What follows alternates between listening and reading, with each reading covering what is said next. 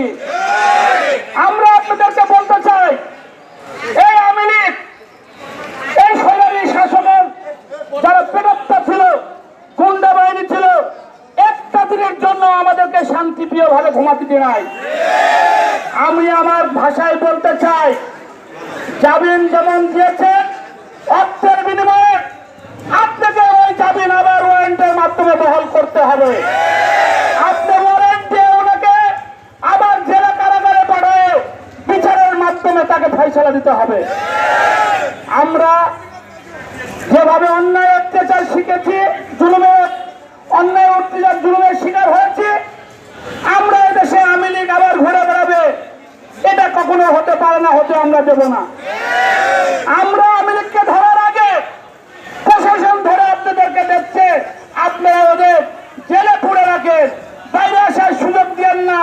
বাইরে আসলে এই বাংলার মাটি এখনো শহীদদের রক্ত ভিজে আছে, এই মাটিতে ওরা আবার সংঘবদ্ধ হয়ে আবার কুচক্করের মাধ্যমে এই বাংলাকে আবার অপরিষ্কার করবে, আবার আমাদের যুদ্ধ লাগতে হবে।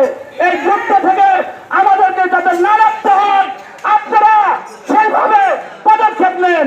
আমি মহামান্য ডিসি মহোদয়, আমি ওনাকে অনুরোধ করে বলবো, এই আওয়ামী লীগের প্রতিষ্ঠা এই গোপাল চন্দ্র সরকার ওনাকে 24 ঘন্টার মধ্যে এই কুষ্টিয়া কোর্ট থেকে অপসারণ করা হয়।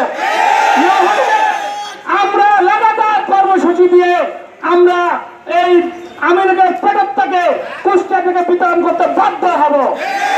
আমরা সন্ত্রাসী সংগঠন নয়, আমরা সন্ত্রাসী নয়, আমরা দেশের জনগণ, এদেশের সাধারণ মানুষ, এদেশের সাধারণ ছাত্র জনতা। আমরা আমাদের দাবি, আমাদের গুলির দাগ এখনো মিটে নাই। কেন আপনারা এই গুলির দাগের উপরে দাঁড়িয়ে বসে আমাদের ছেলেমেয়েদের মনের কষ্ট দিয়ে আপনারা তাদেরকে জামিন দেন? কিভাবে দেন আমরা জানি, আপনার টাকার বিনিময়ে জামিন দেন।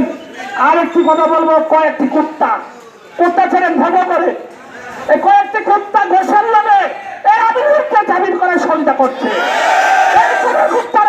কুত্তারা সাবধান হয়ে যান, কিনেও থাকবে না, হাতও থাকবে না, কাল্লা থাকবে না। এমন খাওয়া খাবেন পালাতে বাধ্য হবে। আপনারা কুত্তার মতোই থাকবেন।